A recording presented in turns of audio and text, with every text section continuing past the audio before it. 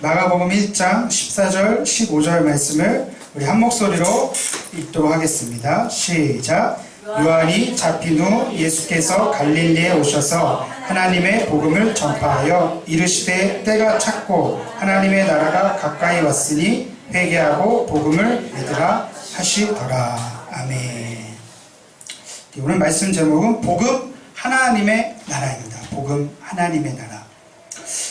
지금으로부터 2년 전, 그러니까 2017년도에 무슨 일이 있었는지 아십니까? 2017년도에 비선 실세가 밝혀져가지고 당시 대통령이 탄핵되고 조기 대선을 치렀고 지금의 현 정부가 출범했습니다. 그리고 경북 포항에서는 진도 5.4의 지진이 있어가지고 수능이 연기되는 그야말로 천재지변이 있었던 것이 2017년도입니다. 그리고 정말 역사의 한 획을 그을 만한 그런 사건이 있었는데, 잊지 못할 그런 사건이 있었는데, 그것은 이호셉 목사가 교회를 개척하기로 결심을 했던 사건입니다. 이제 어처구니가 없는 그런 제 기억으로는 그때 8월 달에 여의도 순복음교회 개척국에 개척 신청을 했고, 제가 개척을 결심하게 된 동기 가운데 하나는 교회다움을 위한 동기가 있었습니다. 교회다운 교회. 수많은 또 하나의 그런 교회가 세워지는 것이 아니라 정말 교회다운 교회, 성경이 말하는 교회를 시작해보고 싶다. 왜 그런 생각이 들었느냐. 같은 해 2017년도 4월 달에 기독교 윤리 실천 운동이라는 곳에서 한국교회 신뢰도를 조사했는데요.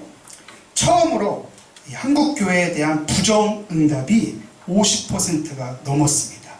그 전까지는 이게 3년마다 하는 거였는데, 그 전까지는 20%, 30%, 많아야 40%였는데 2017년도에 부정평가가 50%가 넘은 거예요.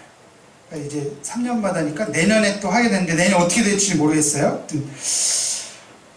전반적인 통계도 그랬지만 세부적으로 들어가 보면 그럼 신뢰한다, 신뢰할 수 있다, 교회를 신뢰할 수 있다라는 응답자 대부분들은 사실은 교회를 다니고 있던 기성교인들이 대부분이었고, 넌 크리스찬들, 비기독교인들의 응답만 따지고 보면은 그들 사이에서 신뢰할 수 있다라는 프로테이지는 비기독교 사이에서는 10%가 조금 넘었어요. 그러니까는 교회를 안 다니는 비그리스도인들은 10명 중에 1명만 교회를 신뢰할 수 있다라는 결과였어요. 더 놀라운 사실은 이제 중고등학생들의 크리스찬 비율은 3.5%, 대학생들의 크리스찬 비율은 5% 미만이었습니다. 우리 대학생 선교하고 계신 우리 간사님도 저희 교회에 있는데 기도 많이 해줘야 돼요. 그리고 우리 자녀들, 무슨 얘기니까 이 통계가 말하는 게 자기 집안의 애들조차 예수님을 안 믿는다는 거예요. 그러니까 이 얘기는 앞으로 5년 후, 10년 후 교회의 미래가 불투명하다는 전망도 우리가 추측할 수가 있습니다. 그런데 여러분, 의아한 결과가 있는데, 고개를 갸우뚱하게 만드는 조사가 있었는데, 가장 신뢰하는 종교는 1위가 가톨릭, 2위가 불교, 그 다음에 개신교였어요. 제일 낮아요. 그런데 사회봉사에 가장 적극적으로 나서는 종교는 어디냐? 개신교가 제일 높아요. 신뢰도는 낮은데 사회봉사는 가장 앞서 나가고 있어요. 또 10년 후에 가장 증가할 것 같은 종교도 개신교가 단연 앞서 나갔습니다. 이것을 우리는 어떻게 받아들일 수 있을까요? 결론은 우리가 예수님을 우리 삶 가운데 제대로 담아내지 못했다는 것이 제가 내린 결론이었습니다. 사람들이 사회봉사를 가장 많이 하는 것도 인정하고, 또 앞으로 가장 많이 성장할 것도 인정하는데, 지금 현재의 개신교는 인정하지 못한다. 그렇다면 이것은 예수님이 문제가 아니라 우리의 문제라는 거예요. 여러분 동의하십니까? 그러니까 예수님을 인정하고 그 가르침을 인정하지만 예수님을 따른다고 하는 이들은 정작 신뢰하지 못하고 있는 현실을 반영하고 있다는 것이에요. 그래서 제가 정말 교회다운 교회를 좀 해보고 싶다, 그런 마음을 품고 개척을 신청했었는데, 여러분 인도의 선교사님으로 계셨던 스탠리 존스라고 하는 분이 계세요. 우리 화면을 보시면은 그 감리교 목사님이신데 인도에 파송되어서 많은 분들에게 복음을 전했는데 그분의 자서전 순례자의 노래라는 책에 보면 인도의 마하트마 간디라고 하는 아주 훌륭한 지도자가 있었죠. 이분하고 우정을 쌓을 정도로 많은 분들에게 선한 영향력을 끼친 스탠리 존스 이 목사님이 어느 날 간디에게 편지를 씁니다. 편지에 뭐라고 쓰냐면은 인도 사람들에게 기독교를 잘 소개할 수 있는지, 어떻게 하면 기독교를 잘 소개할 수 있는지 간디에게 질문을 해요. 그게 인도의 길을 걷고 있는 예수라는 책에 소개가 됐는데 거기 실린 간디의 대답을 제가 찾아봤습니다. 우리 다음 화면 보시면은 한번 읽어보실까요? 시작. 오늘부터 예수 그리스도처럼 살아가도록 하십시오. 만약 여러분이 예수 그리스도의 진정한 영혼으로 우리에게 온다면 우리는 여러분을 거부하지 못할 것입니다. 아멘 할 뻔했죠. 이 간디가 아주 이 짤막한 얘기지만 좀 복음이 무엇인가, 예수를 따른다는 것이 무엇인가, 예수를 믿는다는 것이 무엇인가를 다시 한번 생각해 주는 이야기였습니다. 아까 말씀드렸던 기훈실의 신뢰도 조사와 이 간디의 이야기를 비춰볼 때 우리가 정말 예수님을 우리들의 삶을 통해서 보여주지 못한 것이라면 혹시 우리가 예수님이 말씀하신 핵심을 놓치고 있는 건 아닌가 생각해 봐야 합니다. 여러분 혹시 주변에서 내가 믿는 예수님을 남들이 알고 싶어 하십니까? 주변에서 야 너가 정말 예수님 믿는데 그 예수님 나도 좀 알고 싶다. 저는 사실 목사 아들로 태어나가지고 신학교 가기까지 늘 주변에 믿는 사람들하고 같이 지냈던 것 같아요. 그런데 군대를 가니까 제가 군복무를 주특기를 군학병을 받아가지고 음악하는 사람들, 전공자들을 만나는 그런 설렘으로 갔는데 저를 너무 싫어하는 거예요. 저를 너무 싫어해. 그때 처음 알았어요. 교회 다니는 사람들이 별로 안 좋아하는구나. 첫인상이 그랬어요. 나중에야 이제 저를 알게 되고 저의 됨됨이를 알면서 서로 이렇게 좋게 지내기도 했지만 제가 드리고 싶은 말은 우리가 정말 예수님을 잘 믿어야 한다는 것이에요.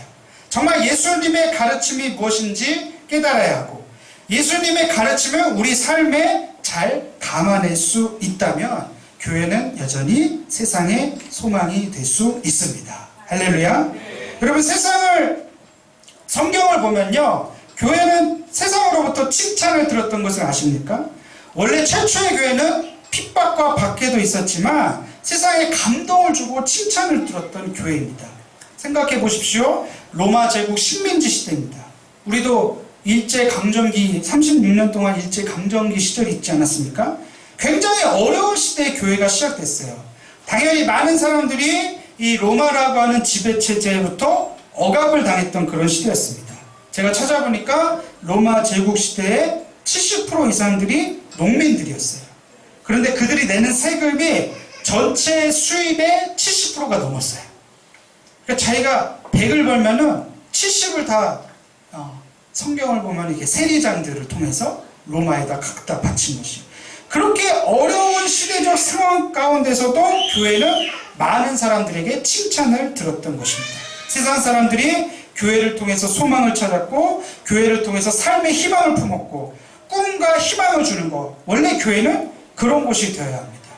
있습니까? 네. 우리 광교순복음교회가 그런 교회가 되기를 주님의 이름으로 축복합니다. 네. 한번 옆에 분들하고 한번 인사하겠습니다. 세상 사람들에게 소망을 줍시다. 칭찬을 들읍시다. 칭찬 들었습니까? 네. 왜 아무도 안 물어보시죠? 칭찬을 듣는 교회가 돼야 돼. 칭찬을 듣는 교회. 오늘 우리가 그런 문제의식을 가지고 본문을 바라봤으면 좋겠어요. 우리가 예수님을 잘 믿어야 하는데 도대체 예수님의 가르침이 무엇이냐? 예수님의 중심 사상이 무엇이냐? 여러분, 제가 이제 여러분들에게 질문을 해볼까요? 예수님의 중심 사상이 무엇이냐고, 예수님의 가르침이 무엇이냐고. 그럼 여러분 뭐라고 대답하시겠어요? 아니면 여러분 주변에 아직 예수님을 모르는 사람이 예수님의 중심 사상이 뭐야? 예수님의 가르침의 핵심이 뭐니? 라고 묻는다면 여러분 어떻게 대답하시겠습니까? 자, 그것이 본문 15절에 잘 나타나 있습니다. 우리 예수님의 삶의 핵심을 본문 15절을 통해서 다 같이 한번 한 목소리로 읽겠습니다. 시작. 이르시되 때가 찼고 하나님의 나라가 가까이 왔으니 회개하고 복음을 믿으라 하시더라. 아멘. 여러분 여기 보면은 예수님의 가르침의 핵심이 나옵니다. 따라서 하겠습니다. 하나님 나라. 자, 큰 목소리로 하나님 나라. 회개. 복음을 믿으라. 이 세 가지예요. 세 가지. 예수님의 공생의 기간 복음서에서 계속 줄기차게 나오는 것은 하나님 나라, 회개하고 복음을 믿으라. 이 세 가지라는 것이 세 가지. 여러분 이 예수님의 가르침을 단 하나로 이 세 가지가 아니라 단 하나로 추락한다면 그것은 하나님 나라입니다. 하나님 나라. 이 마태복음에서는 천국이라고 하는데요. 그것은 유대인들은 하나님 이렇게 이름을 부를 수가 없었어요. 그래서 그냥 하늘나라, 천국이라고 기록한 것이에요. 하나님 나라, 천국, 하늘나라 다 똑같은 의미입니다. 이 하나님 나라가 무엇입니까? 하나님 나라는 하나님의 다스리심, 하나님의 통치하심, 즉 그분의 왕권을 뜻하는 것이에요. 하나님의 다스리심과 통치가 있는 곳이 하나님 나라라는 것이에요. 너 어느 나라 사람이냐? 대한민국 사람인데요. 여러분 이 말은 무슨 얘기예요? 나는 대한민국 정부의 보호를 받는다는 뜻이고 또 대한민국이라고 하는 국가의 시민으로서 소속되어 있다는 뜻이에요. 너 어느 나라 사람이냐? 저 일본 사람인데요. 이건 말이 안 되는 거예요. 우리 대한민국 정부의 보호를 받고 나는 대한민국 국가의 시민으로서 소속되어 있다는 거예요. 그러면 하나님 나라는 무슨 뜻이에요? 하나님의 다스리심을 받는다는 뜻이고 하나님의 보호를 받는다는 뜻이고 나는 하나님께 소속되어 있다는 소속감을 뜻하는 것이에요. 여러분 이것은 예수님이 처음 말씀하신 것은 아니에요. 당시 유대 사회에서 구약 성경을 통해서 줄기차게 전해오는 메시지인데 이스라엘이라는 나라가 망합니다. 그 나라 백성들이 다른 나라의 포로로 끌려갑니다. 그런 상황에서도 선지자들과 예언자들이 구약에서 계속해서 외치는 메시지는 하나님이 너희를 다스리고 계시다. 너희를 통치하시는 분들은 저 제국이 로마나 바벨론이 아니라 너희를 다스리고 계신 분은 바로 하나님이다. 그거를 지금 예수님께서 뭐라고 말씀하시느냐? 그 하나님 나라가 너희에게 가까이 왔다. 따라서 합시다. 가까이 온 하나님 나라. 여러분 어떻습니까? 지금 그 하나님 나라를 살아가고 계십니까? 사실 우리는 그동안 하나님 나라를 죽어서 가는 천국으로만 이해하고 그렇게 믿었던 것이 사실입니다. 여러분 그게 틀렸다는 얘기가 아니에요. 그러나 그렇게만 하나님 나라를 이해한다면 예수님을 천국 가는 티켓으로만 제한되는 문제가 발생합니다. 천국 가는 티켓 확보했어? 오케이. 그러면 우리가 지금 여기서 살아가는 삶이 아무 의미가 없어요. 어떻게 살아야 하나? 어떻게 예수님의 가르침대로 살아야 되나? 이런 고민을 하지 않는다는 것이에요. 어떻게 예수님을 우리들의 삶에 담아낼 것인가라는 진지한 고민보다는 세상 사람들하고 똑같이 살아갈 수가 있어요. 왜? 천국 가는 티켓이 이미 확보가 되었기 때문에. 그런데 예수님은 그렇게 살라라고 말씀하지 않으셨어요. 지금 예수님은 하나님 나라가 가까이 왔다. 이것은 굉장히 파격적인 얘기예요. 그 당시 사람들의 이해 속에서도 하나님 나라가 내게 임했다? 이것은 굉장히 충격적인 이야기예요. 지금 하나님 나라가 가까이 왔으니 회개하고 복음을 믿어라. 무슨 얘기예요? 지금 나에게 임한 하나님 나라를 살라고 말씀하고 계신 것이에요. 이것을 우리는 현재적 하나님 나라라고 말할 수 있습니다. 따라서 합니다. 현재적 하나님 나라. 자, 큰 목소리로 현재적 하나님 나라. 우리 예수님을 통해서 우리는 그 나라를 살아갈 수가 있습니다. 우리 누가복음 11장 20절 말씀을 다 같이 한 목소리로 읽겠습니다. 시작. 그러나 내가 만일 하나님의 손을 힘입어 귀신을 쫓아낸다면 하나님의 나라가 이미 너희에게 임하였느니라. 아멘. 예수님이 말씀하신 하나님 나라는 이미 우리에게 임한 하나님 나라였어요. 예수님이 병을 고쳐주십니다. 귀신을 쫓아내십니다. 여러 가지 기적을 베푸신 것은 하나님 나라가 이미 너희에게 임했다는 것을 보여주기 위해서였다는 것이에요. 하나님의 다스리심과 통치를 통해서 우리가 자유함을 받을 수가 있다는 것이에요. 여러분, 진정한 하나님 나라는 하나님의 선한 다스림이 일어나는 곳입니다. 우리의 병을 고쳐주시고요, 귀신에게 억눌렸던 것을 쫓아내주시고 마음속의 모든 분노와 억울함과 상처를 고쳐주시는 하나님의 나라를 오늘부터 살아가시기를 주님의 이름으로 축원합니다. 축원합니다. 예수님께서 구체적으로 하나님 나라를 설명하신 부분이 누가복음 4장 18절서부터 나타나는데요. 우리 천천히 한번 그 말씀을 한번 살펴볼까요? 먼저 주의 성령이, 시작. 주의 성령이 내게 임하셨으니 이는 가난한 자에게 복음을 전하게 하시려고 내게 기름을 부으시고 나를, 여기 예수님께서 오셨다. 하나님께서 나를 보내신 이유는 하나님 나라를 너희에게 알려주기 위해서. 그 하나님 나라가 어떠한 곳이냐? 다음 화면 보실까요? 다 같이 읽겠습니다. 시작. 포로된 자에게 자유를, 눈먼 자에게 다시 보게 함을 전파하며 눌린 자를 자유롭게 하고 주의 은혜를 전파하게 하려 하심이라. 그 다음 화면이요. 예수께서 그들에게 말씀하시되 이 글이 오늘 너희 귀에 응하였느니라. 아멘. 구약에 나타난 하나님 나라를 설명하시면서 예수님께서 놀라운 선언을 하신 거예요. 이 말이 오늘날 너희에게 임했도다. 하나님 나라가 죽어서 가는 하나님 나라를 말씀하는 것이 아니라 예수님을 통해서 하나님 나라가 지금 너희 가운데 응하였다, 이 말씀을 하고 있는 것이에요. 하나님 나라의 구체적인 실현입니다.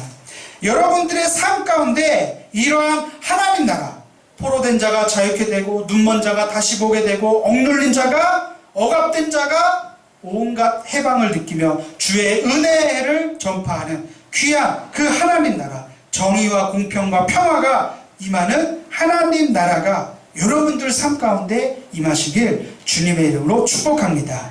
어떻게 하나님 나라가 임할까요? 예수님 말씀 그대로요. 회개하고 복음을 믿으라. 회개하고 복음을 믿으면 하나님 나라가 가까이 오는 것이 아니라 우리의 마음 가운데, 우리의 삶 가운데 내가 살아가는 발걸음 닿는 모든 곳곳이 다 하나님 나라가 되는 거예요. 그 하나님 나라를 경험할 때 세상 사람들이 교회를 통해서 소망을 찾게 되고 교회를 통해서 희망을 알게 되는 것이요. 저곳에 가면 정의가 있다. 저곳에 가면 평화가 임한다. 저곳에 가면 하나님의 선한 다스림을 경험할 수 있다. 할렐루야. 할렐루야. 그러한 교회가 우리 광교순복음교회가 될 줄로 믿습니다. 이 바울도 마찬가지로 하나님 나라를 줄기차게 얘기했어요. 이 하나님 나라의 가장 큰 증거는 기쁨이에요. 기쁨. 이 로마서 14장 17절 말씀을 다 같이 화면을 보시면서 한 목소리로 읽겠습니다. 시작. 하나님의 나라는 먹는 것과 마시는 것이 아니요 오직 성령 안에 있는 의와 평강과 희락이라. 할렐루야.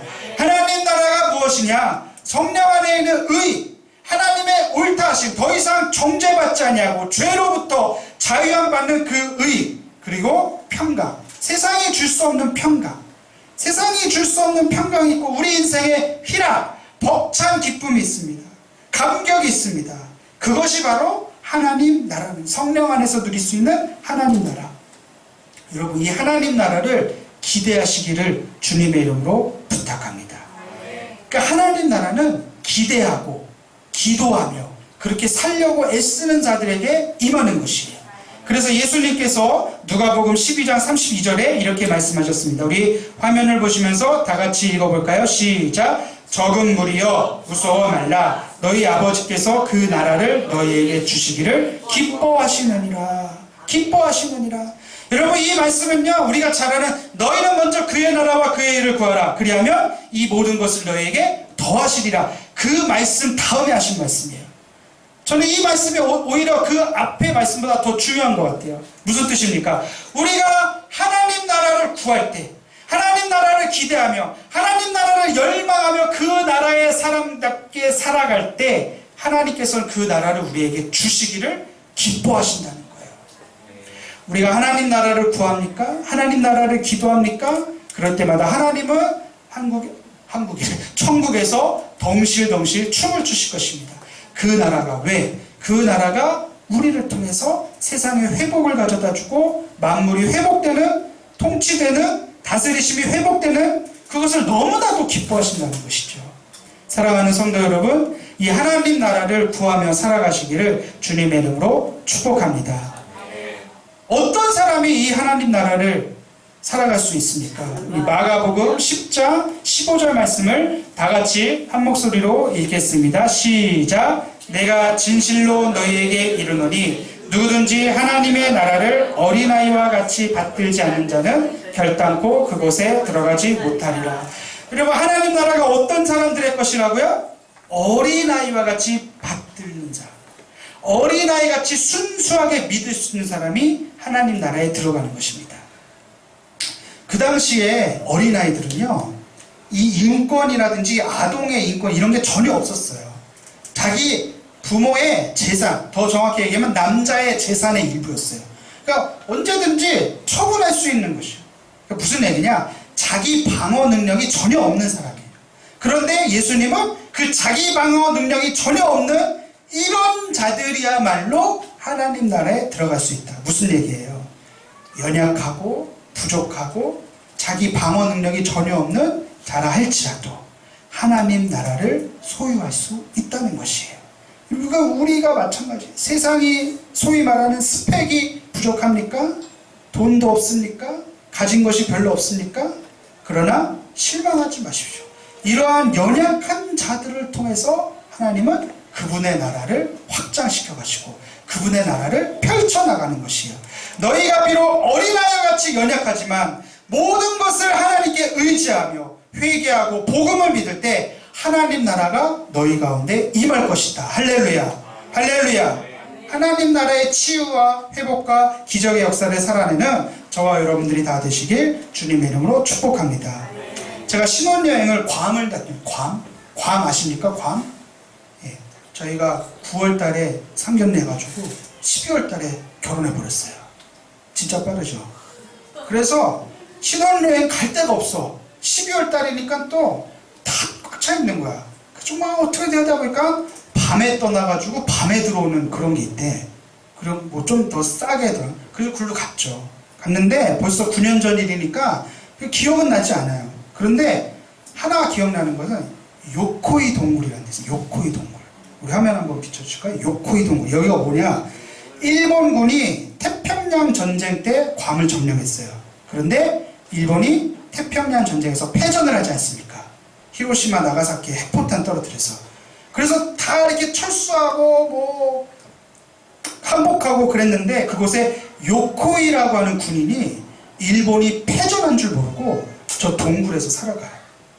그리고 무려 28년 동안 정글에서 여전히 전쟁 중인 줄 알고 여전히 일본이 계속 전쟁 중인 줄 알고 저 동굴에서 28년을 살아가요. 믿어지십니까? 네. 실존 인물이에요, 여러분. 뻥 아니에요. 제가 지금 목사가 사기치는 거 아니에요. 누가 그러더라고. 목사는 목숨 걸고 사기치는 거라고. 사기치는 게 아니에요. 28년 동안 정글 생활을 마감하고 1972년 1월 24일에 일본에 송환이 됩니다. 그러니까 일본의 군국주의와 이데올로기가 한 사람의 일생을 이렇게 망친 것이에요. 여러분 저 사진을 한번 보세요. 28년 동안 피골이 상접한 것이에요. 사실 몇몇 사람들이 가가지고 일본은 이미 패전했고 전쟁 다 끝났다. 그리고 지금은 오히려 일본이 경제 대국이 되어서 아주 잘 살고 있다. 당신 여기서 이렇게 살 필요가 없다. 고생할 필요가 없다. 설득을 하지만 이 사람이 믿질 않아요. 미군이 보낸 첩자다. 미군이 보낸 첩자다. 그럴 리가 없다. 대일본 제국이 망할 리가 없다. 그래서 28년 동안 정글에서 추위와 외로움에 살아갑니다. 왜요? 믿지를 않으니까. 믿지를 않으니까. 여러분, 근데 저는 이 얘기를 하고 싶었던 거예요. 정말 안타까운 게 뭔지 아십니까? 예수 믿고 구원받은 그리스도인들이 하나님의 나라를 믿지 않는 거예요. 하나님 나라를 살지 않는 것이에요. 그것이야말로 진짜 안타까운 것 아니겠습니까?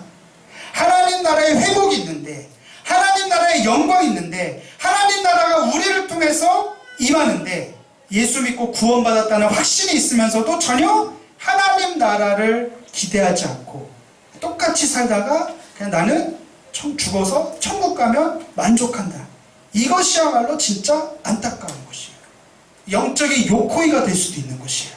이제 그 동굴에서 나와서 정말 하나님 나라를 소망하며 살아가는 그분의 다스리심 안에서 우리의 모든 문제가 해결되고 그분의 통치하심 안에서 우리의 눌리고 억압됐던 모든 것들이 해방을 받고 그분의 선한 다스리심을 통해서 우리가 치유될 수 있는 그런 영광스러운 하나님 나라가 여러분들 삶 가운데 임재하기를 주님의 이름으로 축복합니다. 회개하고 복음을 믿으라. 어린아이와 같이 이 말씀 그대로 순종할 때 저와 여러분들을 통해서 하나님의 영광스러운 나라가 임하게 될 줄 믿습니다. 여러분들의 가정에 하나님 나라가 임하게 될 줄 믿습니다. 여러분들의 발걸음 닿는 곳곳마다 하나님 나라가 임할 줄 믿습니다.